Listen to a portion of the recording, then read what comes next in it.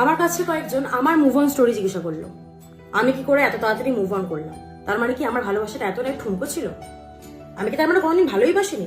এত সস্তা ছিল? আমার কোনো ফারাক পড়ে না। আরে পরে ফারাক তো কি করবো? ওই চুতিয়ার চক্করে নিজের জান দিয়ে দেবো? থাকতে থাকতে তোমার জান যাচ্ছিলই, ওটাই আমি কন্টিনিউ করতাম না ভাই, এটা পারবো না।